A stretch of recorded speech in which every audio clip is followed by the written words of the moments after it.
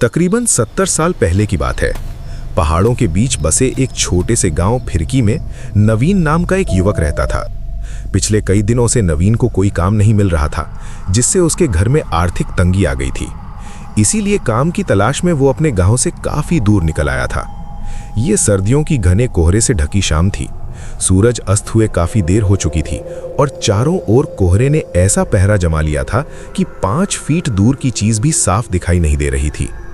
इस घने कोहरे की वजह से नवीन उन पथरीली और घुमावदार पहाड़ी रास्तों में भटक गया था।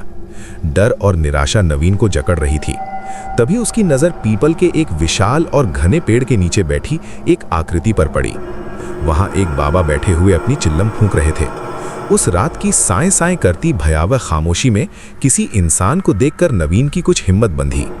उसके पास और कोई चारा भी नहीं था। वो धीरे से चलकर बाबा के पास जाकर बैठ गया। बाबा ने अपनी सुर्ख चलती हुई आंखों से नवीन की ओर देखा। कहाँ वीरानों में भटक रहा है बच्चा, इधर का तो नहीं लगता। नवीन ने कांपते हुए जवाब दिया, मैं 7 कोस दूर फिरकी गांव से काम की तलाश में निकला था।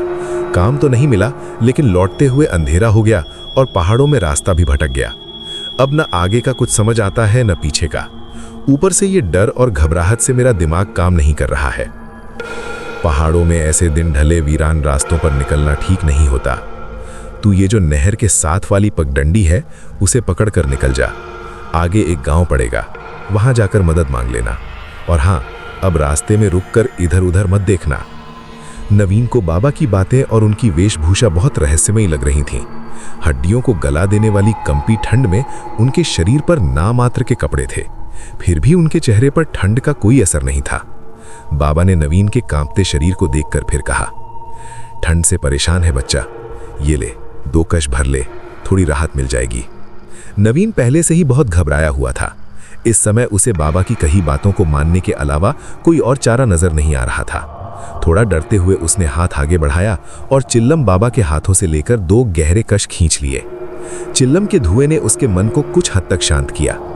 अपनी बात कहने के बाद बाबा फिर से सर झुकाकर अपनी चिल्लम फूंकने में व्यस्त हो गए।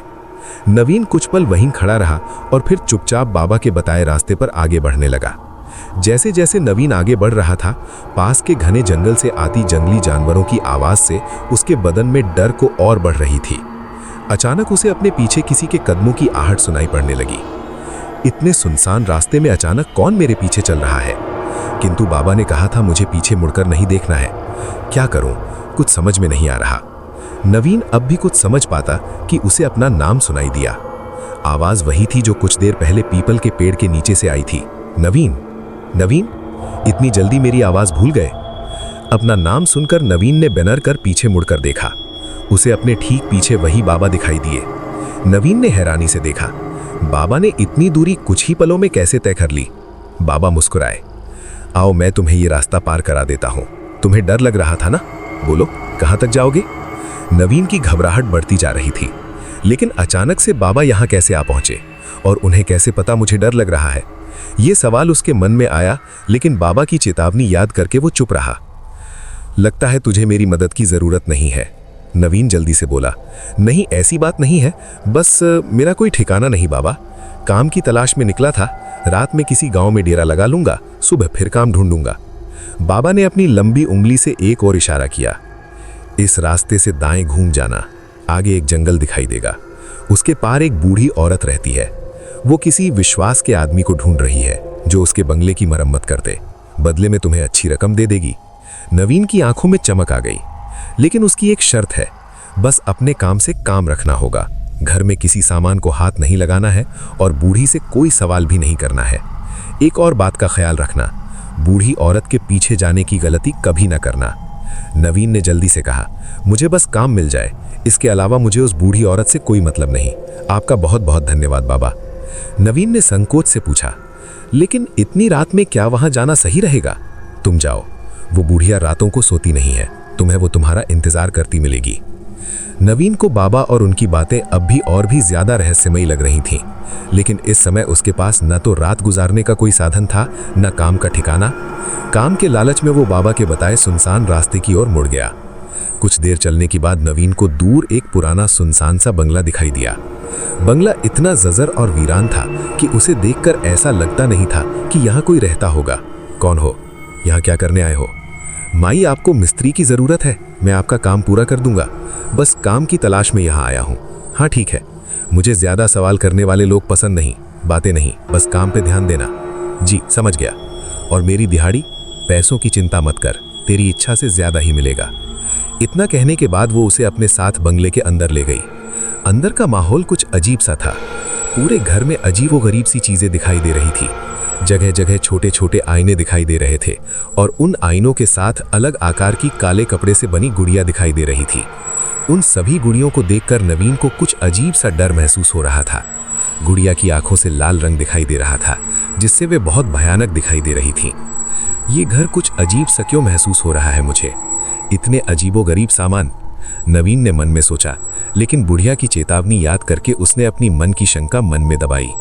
बुढ़िया ने उसे रात में ठहरने को एक कमरा दिखा दिया और अगले ही दिन से काम शुरू करवा दिया। इस आंगन को खोदकर यहाँ पर एक पक्का कुआं बनाना है। कर पाओगे? मेहनत का काम है। और हाँ, इसके आसपास चारों ओर दीवार बनाकर घेरा भी करना है। नवीन खुशी खुशी काम करने के लिए तैयार हो गया था। दिन भर बिना मुंह से चूं किए भी आवाज किए वो अपने काम में लगा रहता। बदले में बुढ़िया उसे दुगनी मजदूरी और दोनों टाइम का अच्छा खाना खिला देती। एक सप्ताह के बाद काम पूरा हो गया। ये ले तेरा हिसाब। फिरकी गांव से आया है ना तू? हाँ, फिरकी से ही आया हूं। लेकिन आपको कैसे पता? नवीन के मुंह से सवाल निकल गया। नवीन की बात सुनकर बुढ़िया ने गुस्से से उसकी ओर देखा। उसकी आंखें क्षण भर के लिए और भी ज्यादा सुर्ख हो गई। बोला था ना कोई सवाल नहीं। नवीन डर से कांप गया और तुरंत माफी मांगी। सुन, मेरा एक काम करेगा? तेरे गांव में एक आदमी रहता है, बलवंत सिंह, जानता है उसे? नहीं, जानता तो नहीं हूं, लेकिन उसकी गांव में एक बड़ी दुकान है, इसलिए नाम सुना है उसका। मेरा दूर का रिश्तेदार है, उस तक कुछ सामान पहुंचाना है तुझे। इस काम के बदले में थोड़े पैसे और दे दूंगी। नवीन एक सप्ताह काम करके अच्छा धन इकट्ठा कर चुका था और कुछ और पैसे मिलने के लालच में वो खुशी खुशी बुढ़िया का सामान पड़ोस के गांव तक पहुंचाने को तैयार हो जाता है। बुढ़िया ने एक पोटली बांधकर उसे थमाई और कुछ पैसे देकर विदा कर दिया। नवीन पोटली लेकर बलवंत सिंह के घर पहुंच जाता है। जी, क्या आप ही बलवंत सिंह हो? बलवंत सिंह के लिए ये सामान उनकी किसी जानने वाली ने भिजवाया है। बलवंत सिंह एक शांत दिखने वाले व्यक्ति थे। उन्होंने पोटली को गौर से देखा। कहाँ से आए हो? किसने भिजवाया है?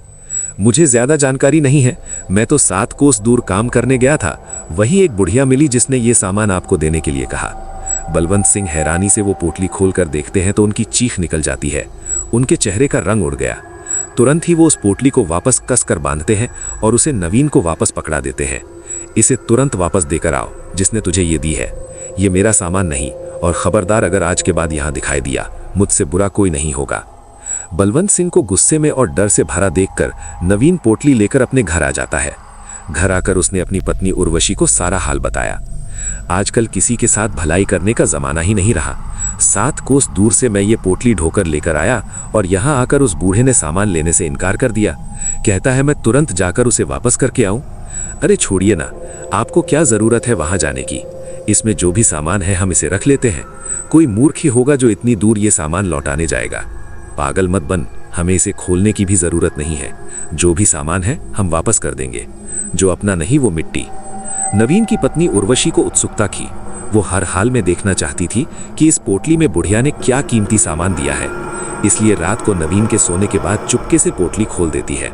पोटली देखकर उसके पैरों के नीचे से जमीन निकल गई। इस पोटली में तो बड़ा ही अजीब सा जादू टोने का सामान रखा हुआ था। छोटे छोटे बाल, कुछ हड्डियां और एक काली गुड़िया जिस पर लाल सिंदूर लगा था। हे भगवान, कहीं इसीलिए तो उस बूढ़े ने यह सामान इनसे वापस करने को तो नहीं कहा था। उर्वशी डर और घबराहट से पसीने से तरबतर हो गई थी। उसने तुरंत पोटली को वापस कसकर बांधा। अगली सुबह उसने नवीन को जगाया।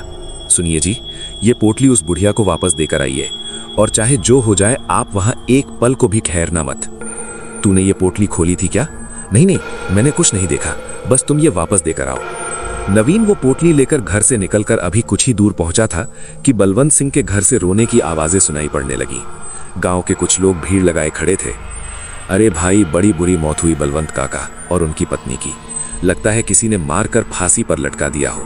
लेकिन हैरानी की बात तो यह है कि कमरा अंदर से बंद था। ऐसा कैसे हो सकता है भला? भाई मुझे तो कुछ ऊपर का चक्कर लग रहा है, ये किसी इंसान का काम नहीं हो सकता। हालत देखी थी दोनों की, पूरा शरीर ऐसे मरोड़ा हुआ था जैसे कोई कपड़े की गुड़िया को मरोड़ता है। नवीन को गांव वालों की बात सुनकर एक जोरदार झटका सा लगा। एक के बाद एक उसे बलवंत सिंह की कही हुई बातें और पोटली देखने के बाद डर से सफेद पड़ा चेहरा याद आने लगा। न जाने क्या पहेली है इस पोटली की। कल मैंने ये पोटली दी और आज सुबह उसकी मौत हो गई।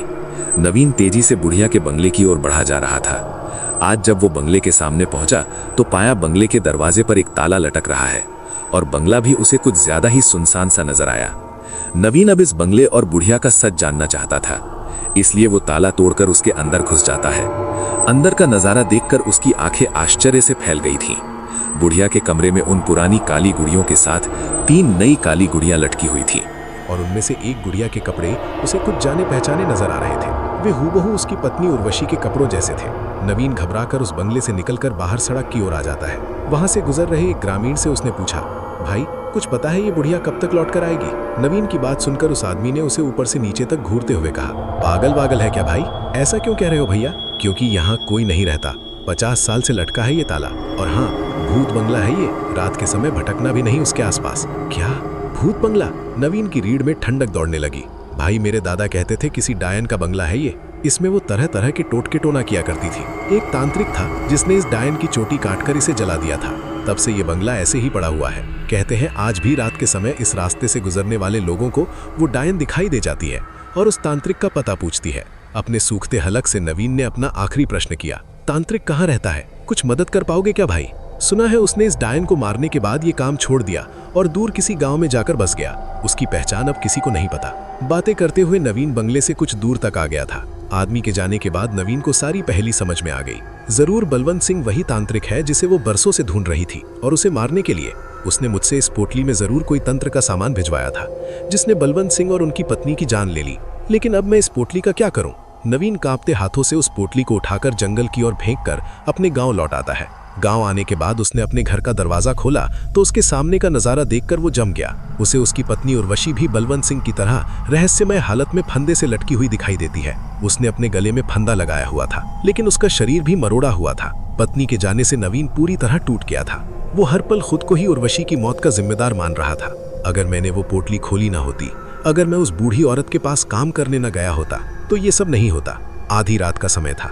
रोते रोते शायद नवीन की आंख लग गई थी। तभी उसे अपने दरवाजे पर दस्तक सुनाई देती है।